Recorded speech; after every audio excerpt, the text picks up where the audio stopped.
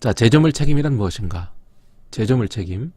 쉽게 얘기하면 제조자가 제조한 물건, 그것을 제조물이라고 하는 거죠. 제조물. 우리 제조물 책임법에는 제조물을 어떻게 써놨냐면 제조되거나 가공된 동산. 그러니까 처음 제조된 물건도 제조물이지만 원래 제조된 물건을 가공해서 다른 물건으로 만들면 그것도 제조물이다. 이렇게 보는 거죠. 그 다음에 여기에 그냥 부동산은 포함하지 않고 있지만 이 가공된 동산이 다른 동산이나 부동산의 일부를 구성하는 경우에 그 동산만을 제조물로 봅니다. 제조물. 여기 보면 부동산은 없는 거예요. 부동산은 제조물로 보지 않습니다. 자, 그래서 제조물 자체의 흠이나 하자에 대한, 그러니까 제조물에 대한 어떤 그 잘못이라는 것은 제조물 자체가 잘못돼서 제조물이 뭐 망가져서 그 제조물 자체 이거 바꿔줘야 되는 거 아닙니까? 새 거로 할 때의 그 자체의 책임은 예를 들면 좀 전에 설명했던 하자담보 책임, 물건에 하자가 있으니까 다른 걸로 바꿔달라고 하는 거 아니면 손해배상을 하라고 한다든지 그런 손해배상 책임을 주장할 수가 있는 것이고, 또 우리가 지금까지 공부했던 각종 소비자보호법에 물건 자체에 흠이 있으면 교환이나 환불의 대상이죠.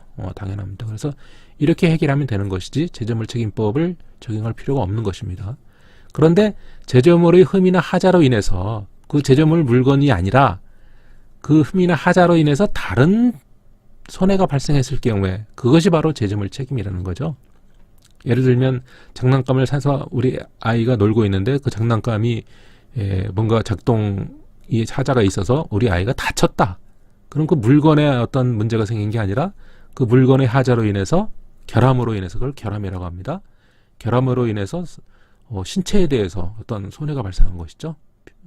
그래서 그러한 책임을 그러한 경우에 발생하는 책임을 손해배상 책임을 제조물 책임이라고 한다는 것이죠.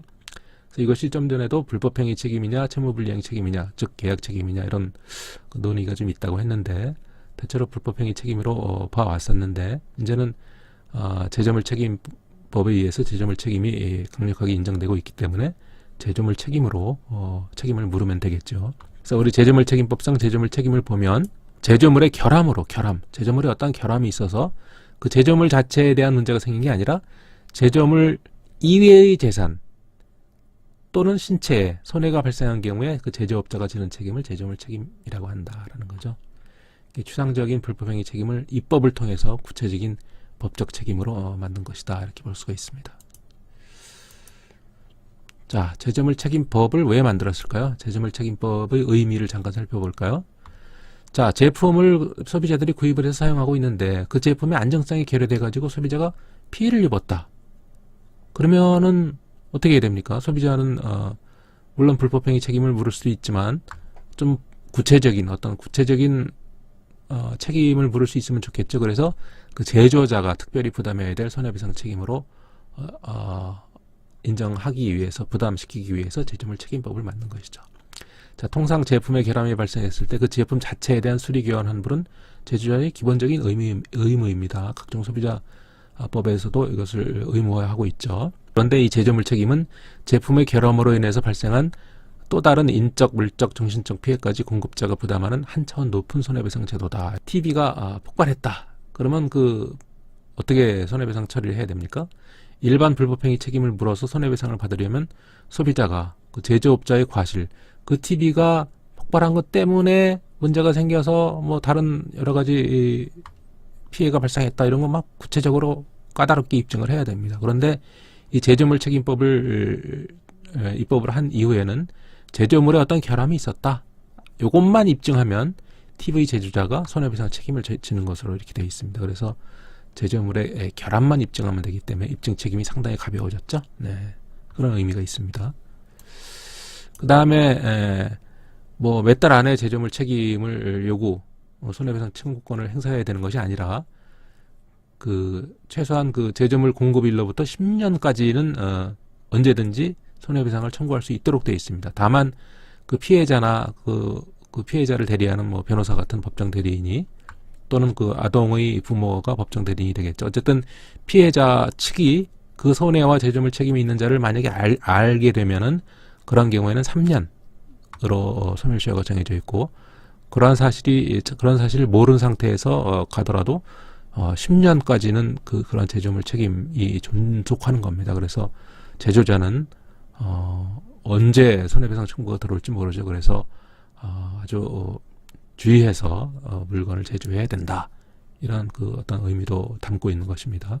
예를 들면 강력한 손해배상 책임을 규정한 제조물 책임법에 의해서 미국에서도 상당히 오래전에 1982년에 세계 최대의 성면 제조업체였던 미국 맨빌이 파산을 했고 손해배상을 해줘야 되기 때문에, 또 98년도에는 대형 화학제품 제조업체인 다우코닝이 파산을 신청한 바도 있다고 합니다.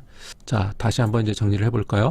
제조물 책임이란 제조물의 결함으로 제조물 이외의, 요 이외가 중요한 겁니다. 제조물 자체의 결함은 소비자법으로 해결이 되는 거죠.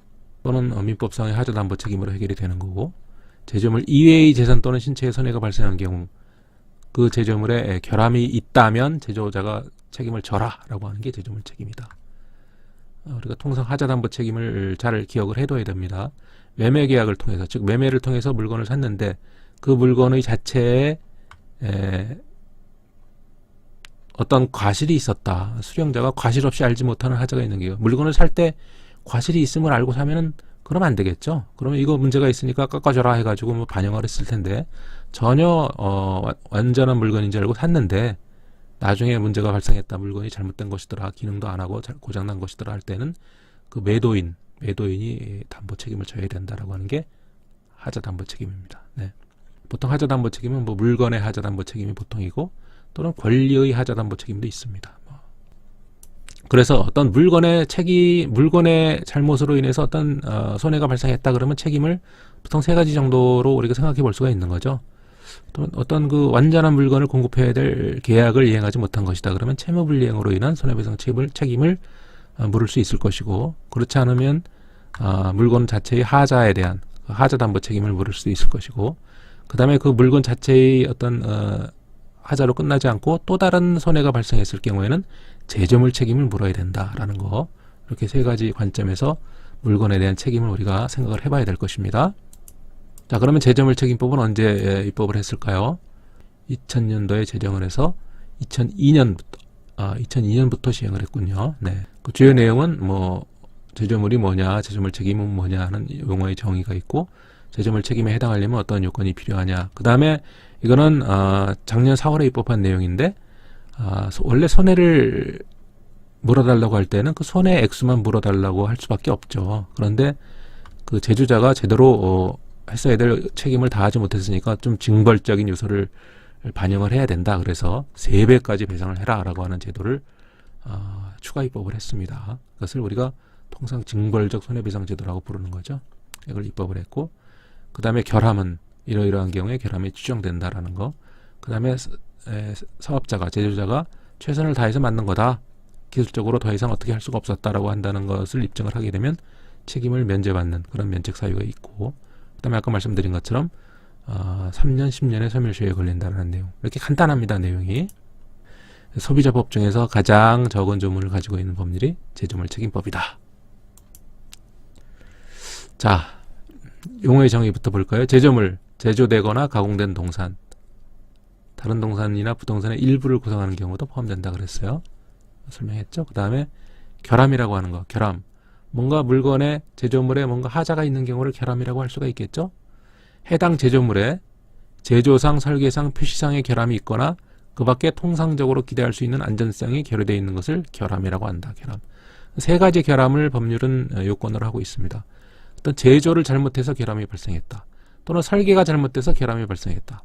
또는 표시가 잘못되어 있는 것이다. 표시와 다른 내용이다. 그러면 이렇게 세 가지 결함이 분류가 되어 있습니다. 그래서 제조물 책임법상의 결함은 제조상의 결함, 설계상의 결함, 표시상의 결함, 셋 중에 하나의 결함이 있다라는 것을 입증만 하면 그로 인한 손해배상을 청구할 수가 있는 것입니다. 자, 제조업자는 누구입니까? 제조물을 제조한 사람인데, 보통은 제조만을 우리가 생각하기 쉬운데 일단 제조된 것을 다시 가공하는 경우도 제조물이라고 했죠. 그래서 제조자가 되는 거고, 또 제조된 물건을 수입한 사람도 제조자에 해당이 됩니다. 외국에서 수입해서 물건을 판매하는 사람은 제조자에 준하는 책임을 져라, 이런 얘기죠.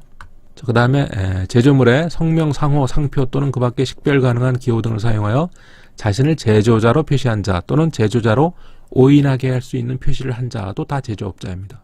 제조물에 누구누구 제조자 누구라고 써 있으면 그 사람을 제조자라고 책임을 지게 할 수밖에 없죠. 그런데 제조자로 오인하게 할 수 있는 표시를 한 자도 제조업자로 봅니다. 네. 그 오인할 수 있는 표시를 하면 안 되겠죠. 자, 결함은 방금 얘기한 것처럼 제조상의 결함, 설계상의 결함, 표시상의 결함, 이렇게 해서 세 가지 결함이 있습니다. 자, 제조상의 결함은 말 그대로 제조하면서 어떤 발생된 결함이죠. 제조업자가 제조물에 대해서 제조상 또는 가공상의 주요 의무를 이행하였는지에 관계없이 제조물이 원래 의도한 설계와 다르게 제조 가공됨으로써 안전하지 못하게 된 경우, 여기 설계상의 결함의 요소가 조금 들어가 있는데 어쨌든 제조상, 가공상의 주요 의무를 결의했을 때 그래서 발생한 결함이 제조상의 결함입니다. 설계상의 결함이라는 것은 그 설계가 잘못돼서 발생하는 결함인데, 그럼 설계가 잘못됐으면 설계를 제대로 했어야 되지 않느냐. 그걸 다른 식으로 표현하면 합리적인 대체 설계를 할 수 있었는데, 제대로 된 설계를 할 수 있었는데 하지 못했다라는 뜻이죠. 그래서 이런 표현을 씁니다. 대체 설계. 합리적인 대체 설계를 채용하였더라면 피해나 위험을 줄이거나 피할 수 있었는데 그 대체 설계를 채용하지 않아서 제조물이 안전하지 못하게 됐다. 이렇게 표현을 합니다. 그래서 설계상의 결함은 요 대체 설계라고 하는 요 개념 반드시 기억을 해야 되겠습니다. 그 다음 표시상의 결함은 제조업자가 합리적인 설명, 지시, 경고 또는 그 밖에 표시를 하였더라면 해당 제조물에 의해서 발생할 수 있는 피해나 위험을 줄이거나 피할 수 있었음에도 이를 하지 않은 경우. 자, 표시에 어떤 주의사항도 정해놓지 않고 그래서 사용하다가 손해가 발생했다, 피해를 입었다 하면은 표시를 제대로 하지 않았기 때문에 제조자가 책임을 져라 라는 얘기죠. 그것을 표시상의 결함이라고 합니다. 표시상의 결함. 네. 이 같은 제조상의 결함, 설계상의 결함, 표시상의 결함, 세 가지 중에 하나의 결함만 입증이 된다면 손해배상 책임을 져야 됩니다. 그것을 제조물 책임이라고 한다. 이 제조물 책임은 내용은 이제 기본적으로 제조업자는 그 제조물의 결함으로 인해서 제조 설계 표시상의 결함으로 인해서 발생한 생명, 신체 또는 재산에 대한 손해를 배상해야 된다. 손해를 배상해라 라고 하는 책임, 배상해야 된다라고 하는 책임을 제조물 책임이라고 합니다. 그런데 그 제조물에 대해서, 제조물 자체에 대해서 발생한 손해는 제외한다고 그랬죠. 그 제조물 이외의 다른 생명, 신체, 재산에 손해가 발생했을 경우에 지는 책임이 제조물 책임이라고 했어요. 그 제조물 자체에 대한 손해는 뭐예요? 소비자법상의 손해 책임을 묻는다든지 또는 민법상의 어떤 그 하자담보 책임을 묻는다든지 이런 식으로 해결을 하면 된다고 했죠. 네. 그다음에 자, 이 삼배배상 제도는 작년 4월에 입법이 된 것으로서 가장 최근에 추가된 내용인데, 그냥 보통 우리가 손해배상을 청구할 수 있는 경우는 내가 예를 들면 100만 원어치의 손해를 입었다, 피해를 입었다 그러면 100만 원을 요구할 수 있을 뿐이죠. 그게 손해배상의 기본적인 원칙입니다. 하지만 그 가해자의 측에서 가해자가 정말 조금이라도 주의를 기울였으면 손해가 발생하지 않았을 텐데 너무 지나치게 부주의했다.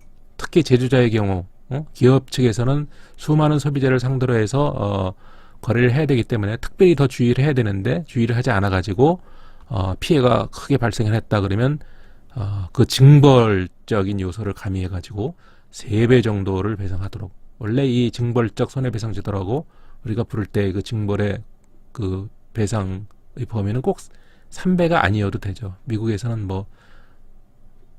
미국뿐만이 아니라 유럽에서도 있고 한데 대충 3배, 5배, 10배까지도 배상 책임을 규정한 경우도 있고, 아예 상한선 없이 손해배상 책임을 규정하는 경우도 있습니다. 그래서 우리도 이런 것들을 입법할 때 보면 5배로 하자, 10배로 하자, 상한선을 없애자 그런 논의들이 많이 있는데, 우리나라는 희한하게 아직 한 5-6가지의 법률에 이 징벌적 손해배상 제도가 도입이 되어 있는데 모두 다 3배 배상 책임으로 되어 있습니다.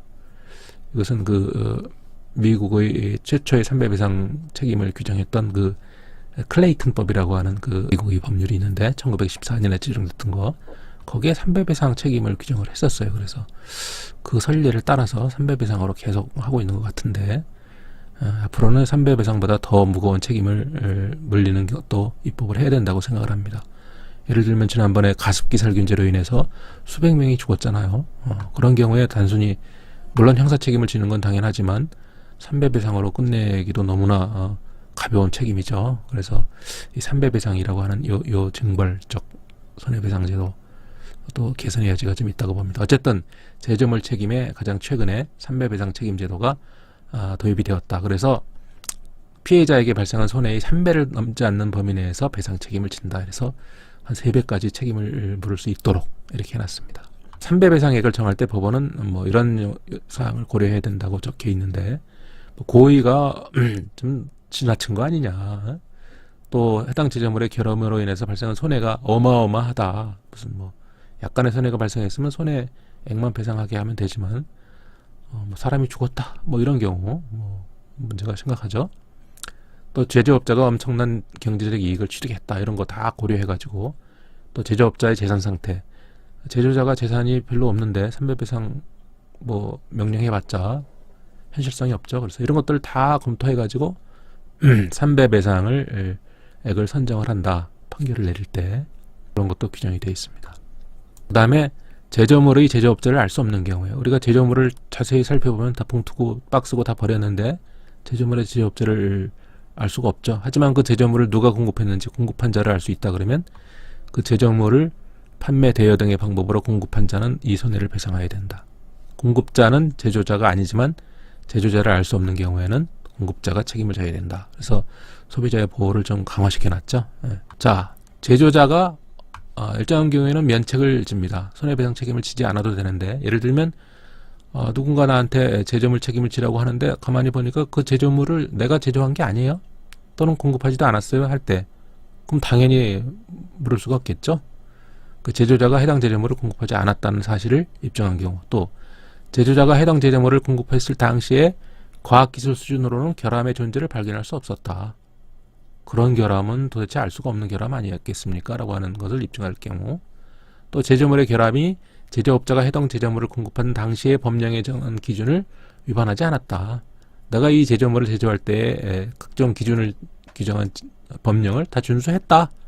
그걸 입증하면 역시 면책이 되는 거고, 그 다음에 원재료나 부품의 경우에는 그 원재료나 부품을 사용한 제조자의 설계 또는 제작에 관한 지시로 인하여 결함이 발생했다. 내가 내 마음대로 물건을 만든 게 아니라 원재료나 부품의 제조자가 만든 설계대로 했다. 내가 설계한 것이 아니라 그랬을 경우에 나는 그거 사실을 입증하면 책임을 지지 않아도 되는 것이죠. 이 면책 사유 4가지가 있다라는 거.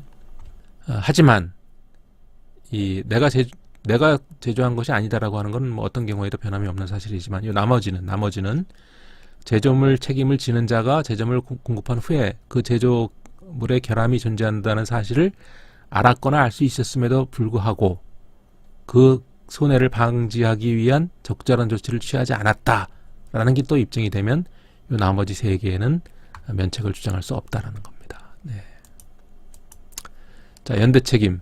동일한 손해에 대해서 배상할 책임이 2사람 이상이 있는 경우에 그 각자의 책임을 연대 책임이라고 부르고, 그 책임은 연대에서 각자가 동일한 내용의 손해를 배상할 책임이 있는 겁니다. 이게 한 사람이 책임을 졌다면 나머지 원래의 책임을 져야 될 사람에게 구상권을 행사해서 손해를 보전할 수가 있다, 그런 얘기 했었죠. 자, 면책특약의 제한, 이런 게 면책특약. 그 거래 당사자 간에, 자, 이 물건으로 인해서 발생하는 손해배상 책임은 지지 않습니다. 뭐 이런 식으로 손해배상 책임을 배제하거나 제한하는 특약이 약관에 규정이 되어 있다면 그건 다 무효이다. 우리 약관규제법에서도 이런 거 무효로 돼 있었죠. 약관의 무효 사유에 대해서. 다만 자신의 영업에 이용하기 위해서 제조물을 공급받은 자가 자신의 영업용 재산에 발생한 손해에 관해서 그와 같은 특약을 체결한 경우는 예외로 한다, 이렇게 되어 있습니다. 네, 연대 책임도 규정을 하고 있고요. 자, 그 다음에 소멸시효가 규정이 되어 있는데, 아까 제조물 책임은 10년 이내에 행사하면 청구를 하면 된다고 했었죠. 그런데 이 피해자 측이, 그 법정 대리인이 있을 수 있죠. 피해자 측이 손해가 발생했고 그 손해배상 책임자가 누구인지를 알게 되었다면 그날로부터 3년 이내에 행사를 해야 됩니다. 그래서 소멸시효는 3년의 소멸시효와 10년의 소멸시효 2가지가 있다라는 것을 기억을 해둬야 되겠습니다. 자, 제조물 책임도 일종의 불법행위 책임의 예외적인 어떤 그 책임의 손해배상 책임의 확산에 관한 어떤 입법이라고 했었죠. 그래서 여기에 미처 규정하지 못한 여러 가지 내용들이 있다면 나머지 내용은 이 법에 규정된 것을 제외하고는 나머지는 민법에 따른다. 이렇게 규정을 해놓고 있습니다.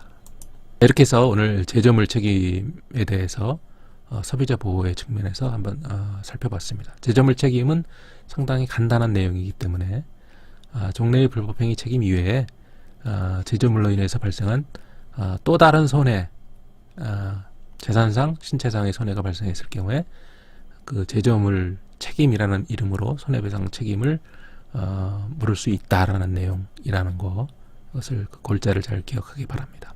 자, 오늘 열심히 들어줘서 고맙습니다. 마치겠습니다.